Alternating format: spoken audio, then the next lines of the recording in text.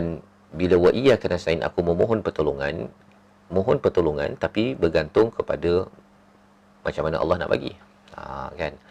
Bagaimana Allah nak bagi? Macam kita bincang tadi, sama baik, lebih baik, ataupun Allah tangguhkan. Jangan kita pula yang menentukan. Kita mungkin kata bahawa saya tak adanya menentukan doa saya, kan? Tapi kadang-kadang apabila contohlah ya, contohnya bila kita doa untuk apa? Untuk contoh doa ya. Kita doa untuk disembuhkan. Contohlah ya, ini kalau katakan orang sakit kan. Saya bagi contoh ni lah. Okey.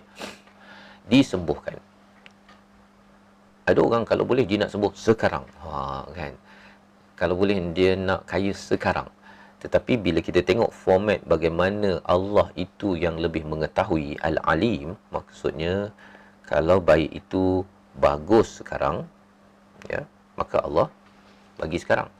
Tapi kalau katakan sembuh itu diganti dengan diberikan ketenangan, diberikan ilmu, diberikan macam-macam, Allah boleh bagi, tapi dia tak sembuh lagi. Dia tak pergi sembuh lagi, tapi dia dapat lain, benda lain. Ataupun Allah tangguhkan ke satu masa lain. Kita minta sembuh sekarang, tapi Allah bagi sembuh itu kemudian. Jadi ini adalah bagaimana kita ini meletakkan Allah itu pada tempatnya. Allah itu pada tempatnya. Bukannya kita yang menjadi Tuhan dalam hidup. Jadi bila kita letakkan Allah itu pada tempatnya, kita pada tempatnya, kita akan lebih tenang dalam kehidupan. Itu sebabnya perkataan Allah ada kaitan dengan ilah. Ilah ini salah satu daripadanya ialah sakana ilaih. Tenang dengannya. Tenang. Bila cakap tentang tenang dengannya ini, maksudnya apa? Maksudnya ialah apabila ilah kita adalah Allah Subhanahu Wa Taala, bila kita mendengar nama Allah, ya, mengingat kepada Allah, kita tenang. Ya, seperti mana dalam surah Ar-Ra'd ayat 27. Kita tengok ya.